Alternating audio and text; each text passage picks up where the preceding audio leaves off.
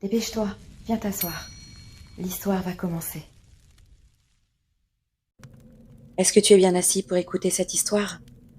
En tout cas, si tu as une âme sensible, alors abstiens-toi d'écouter le récit qui va suivre. Il commence ainsi. Ça fait longtemps que je ne ressens plus le besoin de m'expliquer. Prier mon innocence pendant toutes ces années en prison, face à des détenus méprisants, à des matons méprisants, a suffi à me faire passer le goût des justifications. Et puis, j'étais innocent, avant. Maintenant, je suis coupable.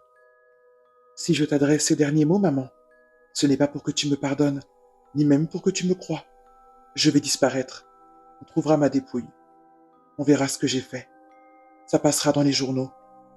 Des inconnus me haïront, avant de se souvenir qu'ils sont en retard pour le cinéma ou que leurs amis les attendent au bar du coin.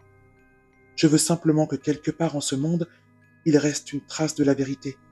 Et même si cette lettre n'est lue que par toi, au moins, elle existera. Est-ce que tu te rappelles qui j'étais avant tout ça? J'ai du mal à me souvenir. Mon ancienne vie n'est plus qu'un songe opaque. J'ai été un étudiant banal, bourré de certitudes. J'étais de gauche, je m'insurgeais devant l'incompétence de politiciens, dont j'ai même oublié le nom. Je me voyais Victor Hugo, hurlant contre la misère. Elle était d'une beauté. Tu ne l'as jamais vue, je crois. Ses yeux noisettes, son petit nez frémissant, son sourire plein de candeur. Quand elle est tombée enceinte, j'étais d'accord pour l'avortement. Je voulais l'aider, l'accompagner dans cette épreuve. Elle m'a rejeté. Elle a tout fait toute seule, ignorant mes messages, mes appels. Mon petit cœur d'étudiant arrogant ne l'a pas supporté. Maintenant, tout ça me semble bien futile, bien sûr. Mais pour un jeune homme qui n'a jamais souffert, la blessure narcissique était vive. C'était aussi mon enfant, après tout. J'avais le droit d'être là. 2 mois plus tard, je ne tenais plus. Je suis allé chez elle, dans la nuit. Je suis entré par le balcon. Elle était devant la télé. Elle était même pas surprise. Elle a juste soupiré en me voyant. Je me suis planté devant elle et je l'ai giflé. Tu es une personne abominable. Tu me répugnes. Voilà ce que je lui ai dit. C'est là qu'elle a menti, maman. Elle m'a souri, je le jure. Elle m'a souri de son petit air naïf. Elle a commencé à me séduire, à devenir très charmeuse. C'est elle qui a voulu. Je me suis laissé faire. Au bout d'un moment, elle s'est arrêtée. Casse-toi. J'étais humilié, mais j'ai obéi. J'ai renfilé mon orgueil et je suis parti. J'étais au pas de la porte quand elle a crié d'une voix frêle. Ta fiole. Alors j'ai refermé la porte et je suis revenu. Elle souriait toujours. Je me suis rué sur elle. Elle a éclaté d'un rire joyeux. Je le jure. Le lendemain, la police était à la porte. Tu connais la suite. 10 ans de prison, 5 pour bonne conduite. Je vous ai tous perdus. Personne ne m'a cru. Pas même toi, maman. Mais je comprends. La gifle que je lui ai donnée, mon ADN, le voisin qui m'a vu entrer par le balcon, et ses grands yeux larmoyants. Personne ne peut résister à ses yeux. Mais maman, je te jure, c'est elle qui l'a voulu. Pour toi, maman, l'histoire s'est arrêtée là. Tu as renié ton fils, tu as pleuré, tu as eu honte, et puis tu es passé à autre chose. Je t'ai vu hier. Je t'ai suivi toute la journée. Tu as fait ton marché, discuté avec tes amis, avec les commerçants. Tu as retrouvé ce grand monsieur au manteau beige à midi. Vous vous êtes embrassés. Tu as passé le reste de la journée dans ton jardin. Le soir, tu as dîné avec la famille. Papy et mamie étaient là. Vous rigoliez. J'étais à la fenêtre. Tu sembles heureuse, maman. Les gens semblent avoir oublié que ton fils est un violeur. Tu sembles l'avoir oublié aussi. Je suis désolé de te faire revivre cela. Pendant que tu reprenais ta vie, moi, j'étais en prison. Un jeune gringalet qui lit Platon et Flaubert ne passe pas inaperçu en prison. Je me suis fait battre plusieurs fois, et puis ils ont découvert mon crime, quand c'est passé à la télé. Les grands yeux brillants, la mâchoire serrée, le front délicieusement plissé, elle prenait des allures de femme forte en faisant de la sensibilisation. Elle disait qu'il ne fallait pas se laisser faire, qu'il fallait punir ces hommes qui se croient tout permis. Les détenus sont tombés sous son charme. Ils m'ont haï immédiatement. Au début, ils n'ont fait que me rendre l'appareil, chaque soir à tour de rôle. Et puis un jour, c'était plus une punition suffisante alors. Dans la nuit, ils se sont attaqués à mon anatomie, ce bout de chair qui choit mollement sur mon ventre, le sang, la terreur, puis la douleur. Tu as lu Hannah Arendt comme moi, maman. Tu sais que le mal est en chacun de nous. Il suffit juste que quelqu'un appuie sur le bouton. Je ne pouvais plus vivre, cette fois.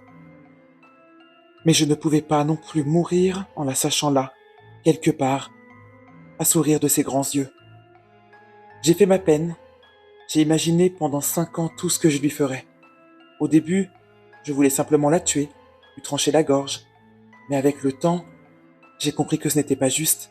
Elle a volé ma vie, ma dignité, mon espoir. Je devais faire pareil. Ce matin, j'ai attendu qu'elle sorte de son appartement pour aller travailler.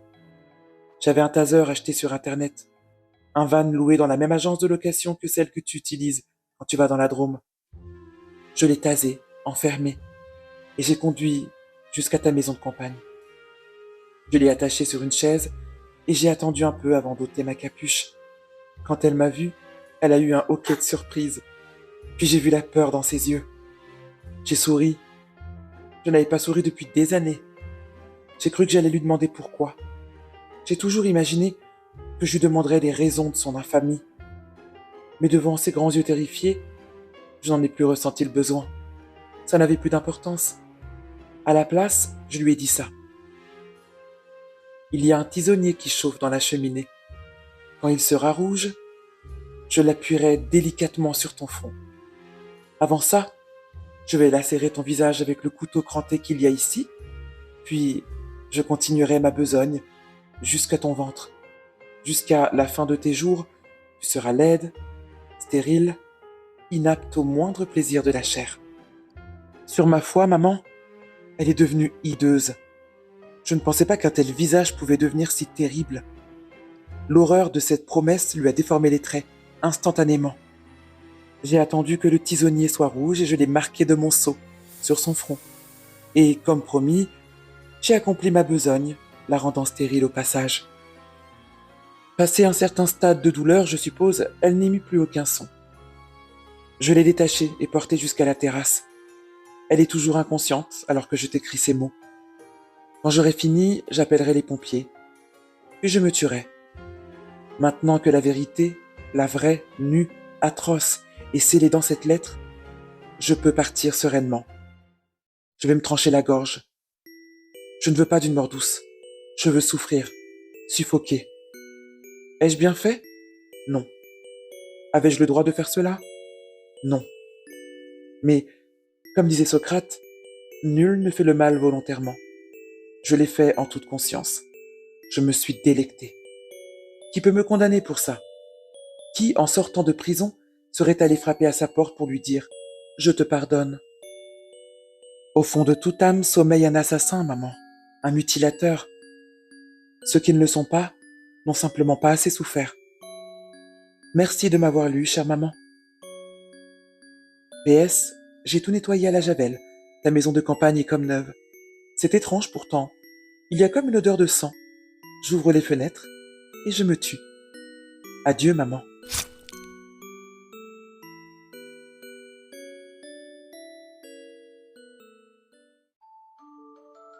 N'hésite pas à t'abonner, liker, commenter.